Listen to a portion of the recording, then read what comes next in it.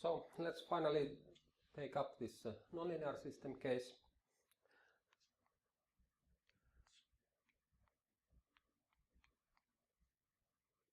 Ei toimi.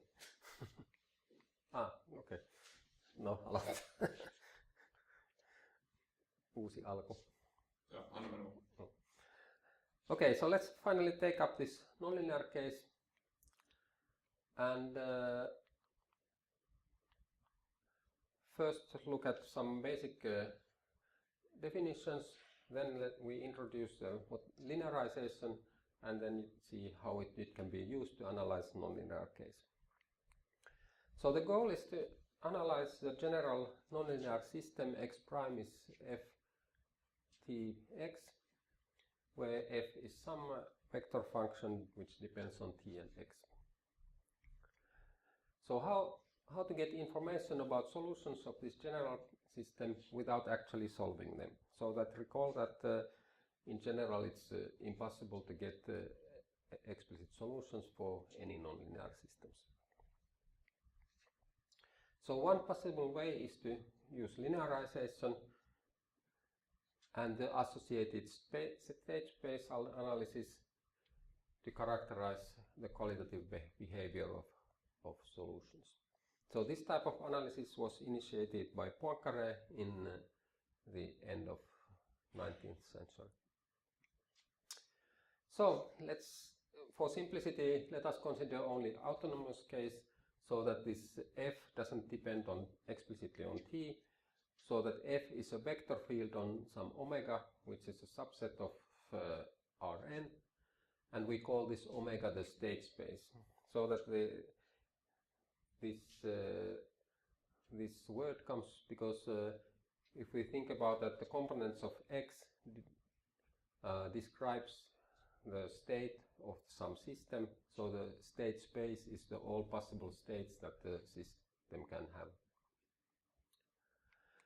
And so the solution is a curve from some interval on real numbers to this state space, such that this differential equation is satisfied in a classical sense for all t. And we call the image of this solution an orbit. And P is an equilibrium point if the vector field is 0 at P, and in that case, of course, this constant map xt is P is a solution of this problem. So we need a differential of this vector field, and this is called also Jacobian, and so it's simply the matrix which contains all the partial derivatives of f. So in the first row we have all partial derivatives of the first component of f, and so on. And if df is evaluated at some point, we denote it with a subscript. So the problem is that we want to address is that if we are given some equilibrium point P, so how do the solutions behave in the neighborhood of P? So in particular, in applications, very often one wants to know that if the equilibrium point is stable, in the sense that is there some neighborhood P that if you start in that neighborhood, you will remain close to P for all time, or even that you approach P when t goes to infinity. So one essential tool is Taylor's theorem. So we recall that you can write the Taylor's theorem or consequence of Taylor's theorem in this form, that if we develop Taylor series around point P in this way, that it's f at P time plus a differential of f times h, plus then higher order terms, so this big O notation means that you have terms which depend on second powers of norm of h and higher powers, so that we can, when h is small, then we can ignore them. So the idea about linearization is that you replace the vector field in the neighborhood of P by this linear path dfp times h.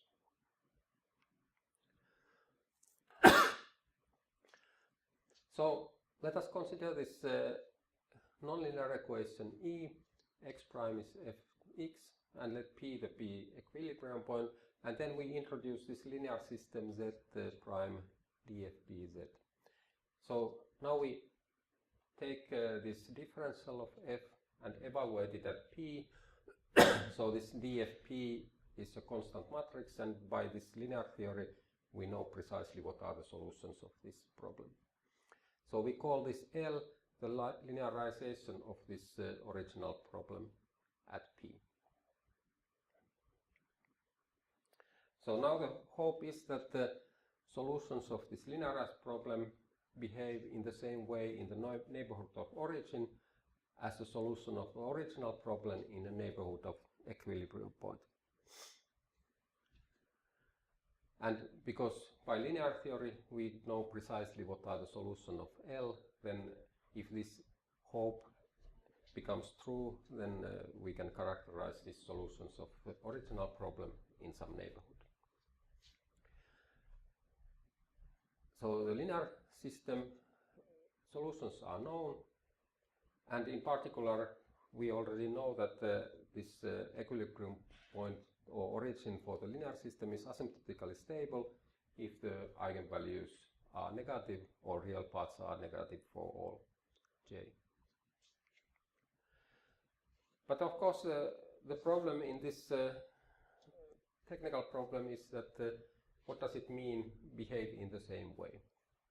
Actually it's technically quite difficult, but intuitively or with the picture it's not so difficult to understand the general meaning. So we have our original system E and the linearized system L, and we say that they are topologically equivalent if there is a homeomorphism H which maps solutions of the original problem to the solution of linear problem in some convenient neighborhoods. And recall that for linear system we had the linear equivalence, and which is a special case of this.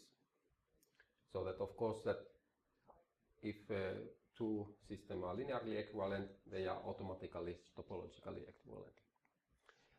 The picture is like this, so that we have orbits of the solutions for two systems in some convenient neighborhoods of the equilibrium point, and then there is a homeomorphism between these solutions which map solutions to solutions. So not only this H maps the neighborhoods to each other, but they must have mapped the solutions to other solutions. And recall that homeomorphism is a bijective map such that it's continuous and its inverse is also continuous. So in fact then it can, by easy examples, it can be shown that not always linearization gives good results.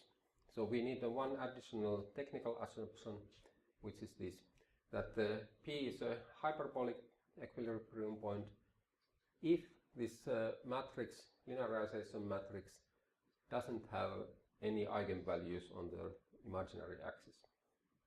And in particular, it can't have eigenvalue 0.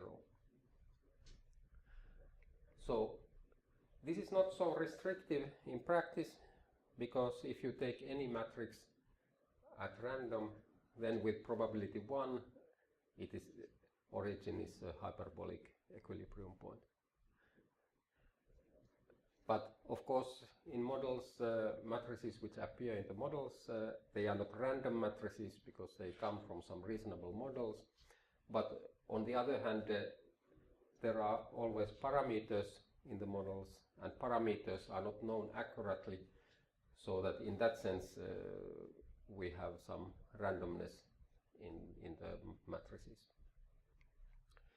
Anyway, now we have the famous Hartmann-Grobman theorem, which says that if P is a hyperbolic equilibrium point, then the flows of the original problem and the linearized problem are topologically equivalent.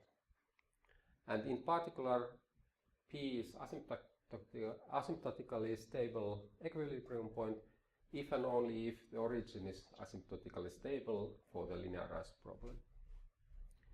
So this Hartman-Grobman theorem was proved around 1960, and the proof is actually very difficult.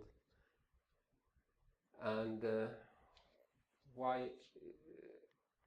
Perhaps one indication why this must be somehow difficult is that, in fact, it's essential that this H here is homeomorphism and not diffeomorphism, so that in general it's not differentiable, this map, although this F we can assume that it's infinitely differentiable, but the H cannot be differentiable.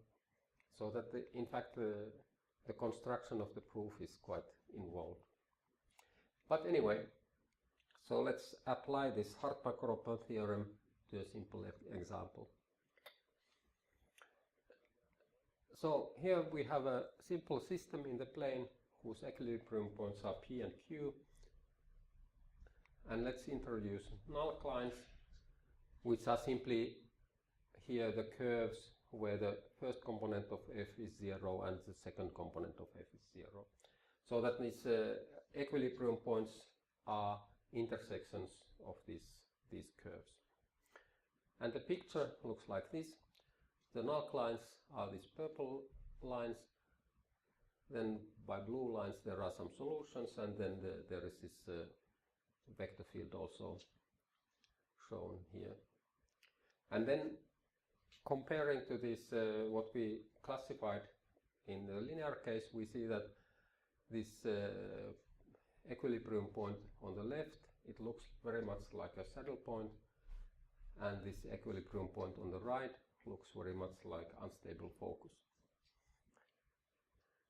So let's look at what the linearization gives.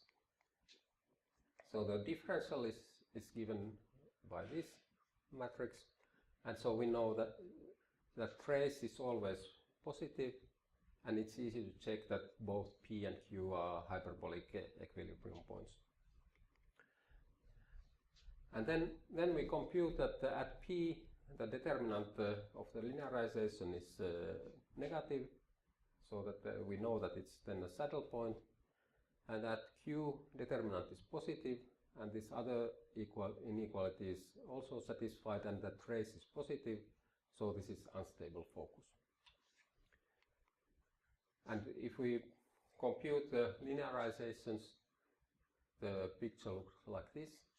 So here we have moved the solutions not from the origin to the equilibrium points, so that we can more easily compare them. But above we have the linearization of P, which is the saddle, and then lower we have linearization of Q, which is this unstable focus. And now if you compare it to this picture, you see that it reflects quite well the original equation. So the Hartman-Grobman theorem can be applied here, but one must remember that it says that at some neighborhood we have this topological equivalence, but in general it's very difficult to say how big or small this neighborhood is. And but of course, but anyway, even if we don't know that, then if we are given some arbitrary vector field and analyze what happens in each of these equilibrium points with this Hartman-Grobman theorem, then we can kind of use this information to have a global view of the whole thing, even though there is no general theorem about that, but in case-by-case analysis you can very often do very reasonable guess how the solution looks like. Moreover, now in many practical cases there are parameters in this vector field. So here we could introduce to this our f to some parameters and then see how these equilibrium points behave in terms of these parameters.